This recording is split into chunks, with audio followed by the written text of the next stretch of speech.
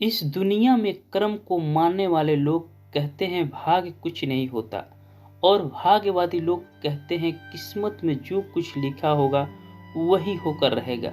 यानी इंसान कर्म और भाग्य इन दो बिंदुओं की धुरी पर घूमता रहता है और एक दिन इस जग को अलविदा कहकर चला जाता है।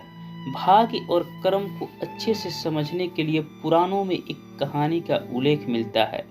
एक बार देवर्षि नारद जी बैकुंठ धाम गए। वहां उन्होंने भगवान विष्णु का नमन किया।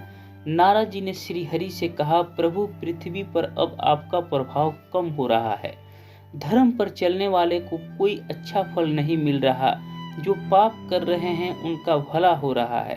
तब श्री हरि ने कहा, ऐसा नहीं है देवर्षि, जो भी हो रहा है सब नियति के जरिए हो रहा है। नारद बोले, मैं तो देखकर आ रहा हूँ, पापियों को अच्छा फल मिल रहा है और भला करने वाले धर्म के रास्ते पर चलने वाले लोगों को बुरा फल मिल रहा है। भगवान ने कहा, कोई ऐसी घटना बताओ। नारद ने कहा, अभी मैं एक जंगल से आ रहा हूँ। वहाँ एक गाय दलदल में फंसी हुई थी, कोई उसे बचाने के वाला नहीं था। तभी एक चोर उधर से गुजरा, गाय को फंसा हुआ देखकर भी नहीं रुका, वह उस पर पैर रखकर दलदल लांघकर निकल गया। आगे जाकर चोर को सोने की मोहरों से भरी एक थैली मिली। थोड़ी देर बाद वहां से एक वृद्ध साधु गुजरा। उसने उस गाय को बचाने की पूरी कोशिश की, पूरे शरीर का जोर लगाकर उस गाय को बचा लिया, लेकिन मैंने देखा कि गाय को दलदल से निकालने के बाद वह साधु आगे गया तो एक गड्ढे में गिर गया। प्रभु बताइए, ये कौन सा अन्याय है। नारद जी की बात सुन लेने के बाद प्रभु बोले, यह सही ही हुआ।